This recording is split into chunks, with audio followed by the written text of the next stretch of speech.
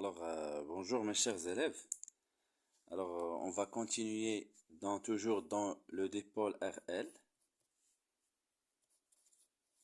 Le dipôle RL, mais cette fois-ci, on va travailler sur la décharge ou bien la rupture du courant électrique. Bien sûr, normalement, pour qu'on puisse savoir qu'est-ce qu'on a déjà fait dans la partie 1 et la partie 2 de ce chapitre, mais il faut savoir le circuit électrique. Le circuit électrique, il se compose d'un générateur de force électromotrice E, qui est là, donc un interrupteur K, un dipôle RL, qui se compose d'une bobine d'inductance L et de résistance R, conducteur ohmique de résistance R, et par exemple ici on va mettre quoi? Une diode. La diode ici, dans ce sens, il est bloqué, mais dans l'autre, il est passant. Donc normalement, la diode, c'est pour éviter l'apparition des étincelles au voisinage de la bobine. Alors, on a travaillé lors de l'établissement du courant électrique. Regardez la vidéo. Mais maintenant, lorsque le régime permanent, c'est-à-dire lorsque le régime permanent est établi, c'est-à-dire le régime permanent établi, donc on est dans le cas où IP égale à quoi? E divisé par R plus R, c'est-à-dire cette IP c'est égal à quoi? C'est I de 0 de quoi? De la rupture du courant électrique. De la rupture du courant électrique. C'est-à-dire lorsqu'on va ouvrir K, voilà I de 0. Et ça, c'est la condition initiale dans ce cas.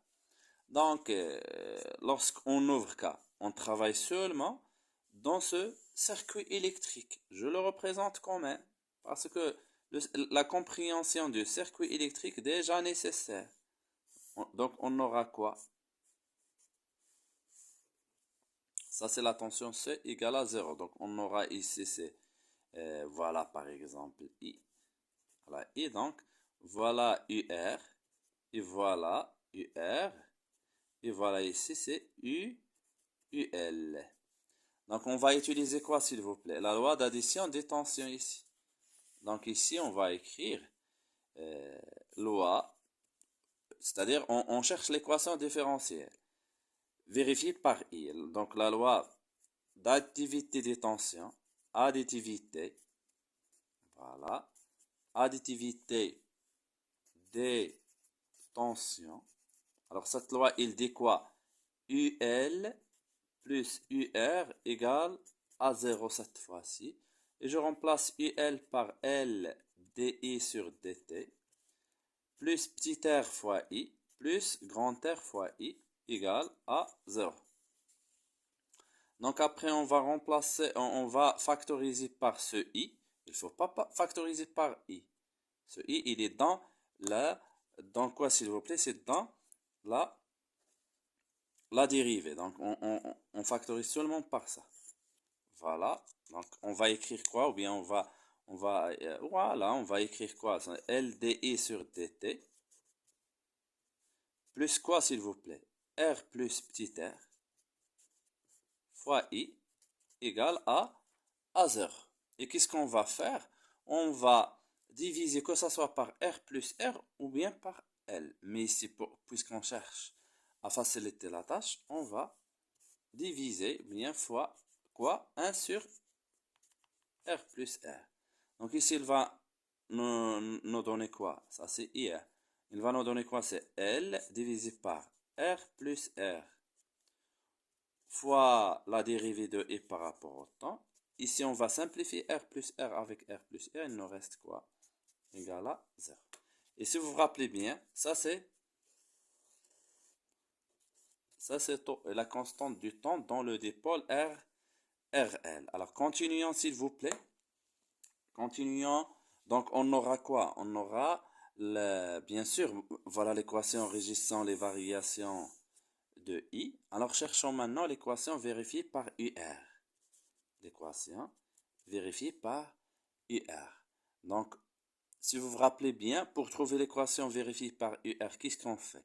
On trouve, vous devez la prendre, on trouve l'équation différentielle vérifiée par quoi?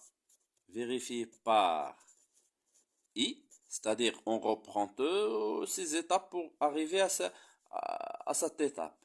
Et qu'est-ce qu'on fait? On multiplie. On multiplie par quoi? Par R.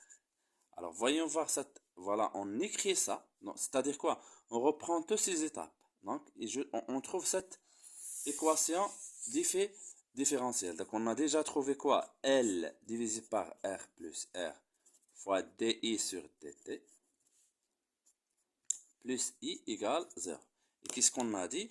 On va multiplier tout ça par quoi, s'il vous plaît? Par R. Très bien. Et qu'est-ce qu'on va écrire, s'il vous plaît? Alors, suivant, je vais réécrire ça. Donc, L divisé par R plus R fois DI sur DT plus I égale à 0. On a multiplié, s'il vous plaît, par R. Donc, ce R, je vais l'écrire ici, ici, ici. Et c'est quoi RI? C'est UR. Voilà, donc, voilà l'équation. R plus R fois DUR divisé par DT plus UR égale 0 fois R, c'est 0. Et voilà l'équation vérifiée par quoi, s'il vous plaît? C'est par UR. Et voilà, ça c'est l'expression de taux, la constante du temps, origine, la constante du temps de dipôle RL.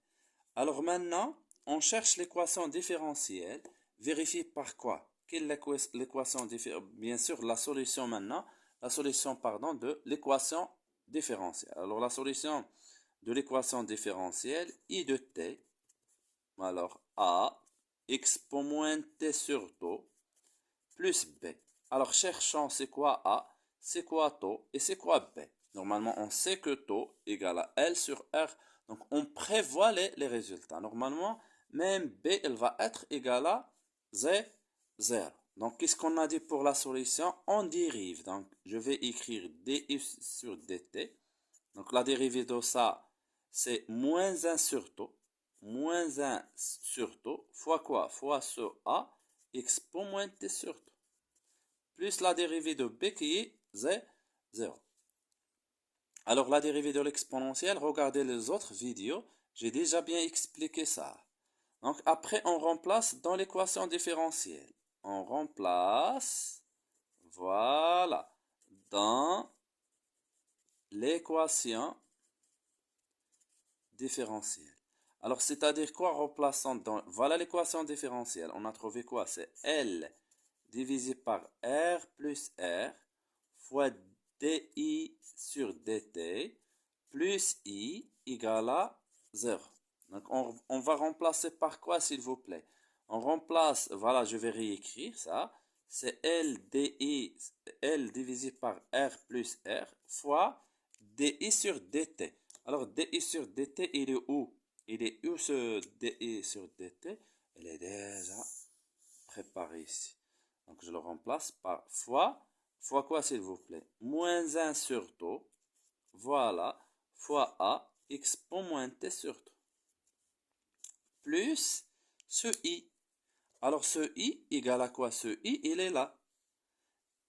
Il est déjà donné dans la solution. Donc plus A, expo moins t sur taux. Plus quoi, s'il vous plaît? C'est plus B. Alors on a dit, on dérive, je remplace et je factorise. Toujours en factorisant par l'exponentielle. Et on va faire passer ce B vers l'autre côté. Je peux laisser ici maintenant. Donc ici on remplace, on factorise par A expo moins T sur taux. Facteur de quoi? Il nous reste ça. L divisé par R plus R fois moins 1 sur taux. Ici, il nous a resté plus 1. Ici, égal à moins B. Donc, on écrit pour que cette équation soit vérifiée, quel que soit t, on doit voir que ça égale 0 et ça égale 0. Donc, L divisé par R plus R fois moins 1 sur taux égale plus 1 égale 0 et ce B égale 0. Tiens, voilà la relation B déjà égale 0. Voilà, B égale 0. Ici, on va faire passer le 1 vers l'autre côté. Donc, L divisé par R plus R fois moins 1 sur taux égale à moins 1. Ce 1, lorsqu'il va passer vers le côté, il va être égal à moins 1. On simplifie le moins avec le moins. Donc, on aura quoi? Taux égale à L divisé par R plus R. Ici, c'est B qui est égal à 0. On a déjà trouvé maintenant que B égale 0 et ce taux égale à L sur R. Donc, il nous reste à déterminer A. Alors, pour trouver A, on utilise la condition initiale. I de 0, je viens d'expliquer que I de 0, lors de la rupture du courant, I de 0, c'est E divisé par R plus R. Il faut que vous faites attention là-dessus, s'il vous plaît. C'est R plus R. Voilà. Et après, qu'est-ce qu'on va faire, s'il vous plaît? Voilà. Et d'après l'expression, ça, c'est la condition initiale. Et d'après l'expression, on va faire quoi? On remplace, donc on aura I égale à quoi? C'est A expo plus B. Est-ce que vous voyez? On va remplacer T par 0. Donc T par 0. Donc dans ça, on remplace T par 0. Donc ici c'est 0. On a trouvé que ce B déjà égal à 0. Donc il va nous rester quoi? Expo 0 c'est 1. Donc il va nous rester A. Alors regardons s'il vous plaît. E de 0 c'est A. Allez, d'après l'expression. Et E de 0 c'est E sur R plus R. Donc A égale à ça. Donc A égale à E divisé par R plus R. Voilà. C'est déjà fait. Aussi facile. Hein? Essayez s'il vous plaît d'apprendre les choses. Et surtout le travail avec la solution. Alors donc finalement, qu'est-ce qu'on va écrire pour la solution? Donc on va écrire quoi? Donc I de T, il va être égal à quoi? C'est E divisé par R plus R fois expo moins T sur 3. Voilà l'expression de I de T. La représentation de I de T, il va être égal à quoi? Ou bien il va être représenté comment, s'il vous plaît? La courbe, c'est comme ça. I en ampères et T en secondes. Donc, il va décroître de IP, qu'il était IP, c'est I0, E divisé par R plus R, il décroît comme ça vers 0.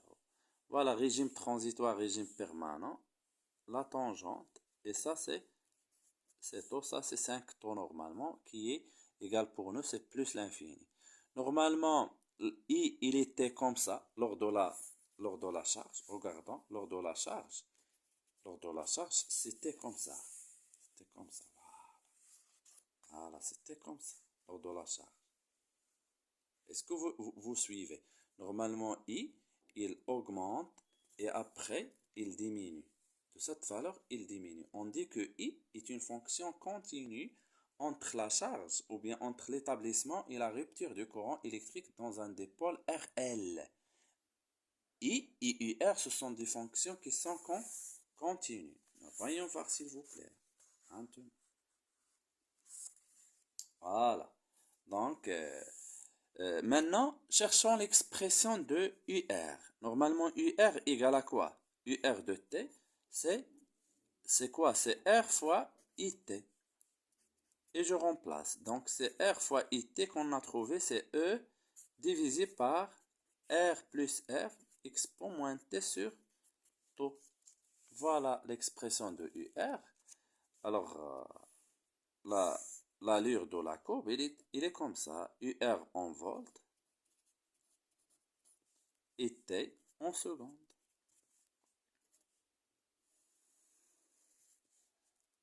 Donc, ici, c'est UR à l'instant 0. UR à l'instant 0 qui est égal à RE divisé par R plus R. Et ça, c'est taux. Très bien. Alors, cherchons maintenant. Qu'est-ce qu'on va chercher, s'il vous plaît? C'est UL. UL de T. Il va être égal à quoi? Comme on a vu, on va utiliser la loi d'activité des tensions. Normalement, on a quoi, s'il vous plaît? On a UR, ou bien UL, plus UR de T égale à 0. Donc, je vais faire passer ce UR vers l'autre côté. On aura quoi? ULT égale à quoi? Moins UR. URT. Et voilà, UR. UR, il est là. Donc, il va être égal à moins R fois E divisé par R plus R expo moins T sur 3. Très bien. Donc, la courbe de UL, lors de la rupture du courant électrique, l'allure, il est comme ça. UL en volts, en fonction du temps, il croît d'une valeur qui est moins R divisé par R plus R vers 0. Donc, on aura un régime transitoire, un régime permanent. La tangente, ça va vous permettre de déterminer la valeur bien sûr, la valeur d'auto. Et voilà, l'expression c'est déjà trouvée. Alors, bien sûr, la dernière partie de cette vidéo, s'il vous plaît, c'est l'énergie magnétique stockée dans la bobine, EM. L'énergie magnétique, c'est 1 demi L fois I au carré. Et normalement, on peut remplacer le I en sachant que UR égale à R fois I équivaut à dire quoi, s'il vous plaît? Que ce I, c'est UR par R. Donc EM, il va être égal à quoi? C'est 1 sur 2 L fois I. Donc ici, on va l'écrire UR R au carré. Bien sûr, il ne faut pas oublier les unités. Il ne faut pas oublier les unités. Ça, c'est I, il est en ampères. L en Henri. Et EM, l'énergie magnétique de la bobine, il est en joules. Il ne faut pas oublier les unités, s'il vous plaît, parce que c'est nécessaire. Alors, bien sûr, maintenant, ça, c'est l'énergie magnétique stockée dans la bobine. On utilise l'analyse dimensionnelle d'auto. Ou bien équation aux dimensions de taux. Analyse dimensionnelle de taux. Alors normalement taux égale à quoi? C'est L divisé par R plus R. Donc si on veut faire l'analyse dimensionnelle, on va écrire quoi? Ou bien on va ajouter quoi à la relation? On va ajouter les crochets. Crochet de taux, crochet de L, crochet de R plus R. Et voilà, normalement le crochet de R plus R, c'est R. Tout simplement. Ici, c'est L. Alors, cherchons c'est quoi R et c'est quoi L. Alors, pour R, on a fait dans le dipôle RC, UR égale à R fois I. Donc, équivaut à dire que la dimension de R égale à quoi? La dimension de R, c'est U divisé par I. U divisé par I. Voilà. Alors, pour chercher la dimension de L, on utilise UL. UL, c'est L dI sur dt plus petit r i. Donc la dimension, si on veut faire l'équation aux dimensions, donc on aura quoi? La dimension de U égale à la dimension de L, c'est bon? Fois quoi, s'il vous plaît? Fois la dimension de I.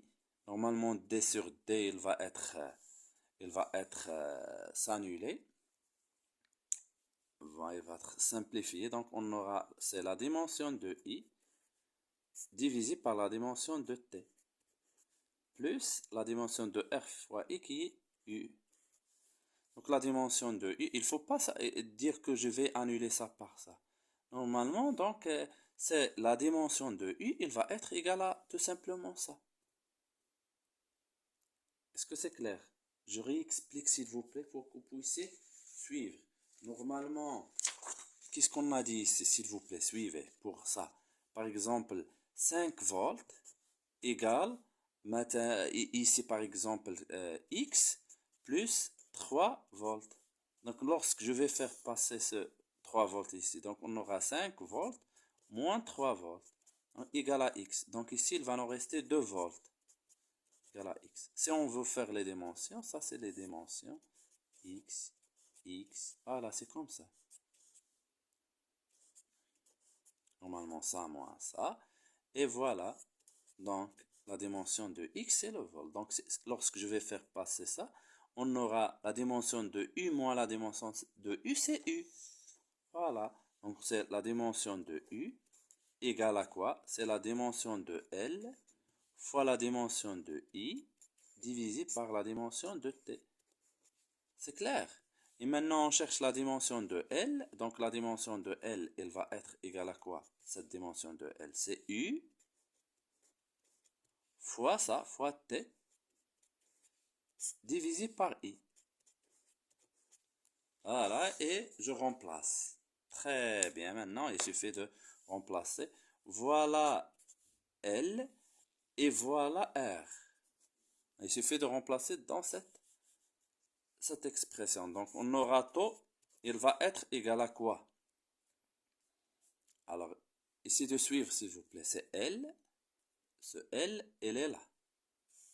Ce L, c'est U fois T divisé par I. C'est bon? Divisé par I. Et voilà ce R égale à U divisé par I. Divisé par I. Qu'est-ce qu'on va faire? On va ça simplifier. On va simplifier U divisé par U divisé par U. Une valeur nous restait quoi? C'est T. Et on dit que taux est homogène à un temps. C'est-à-dire l'instant c'est T. Voilà. La prochaine vidéo, on va faire des exercices.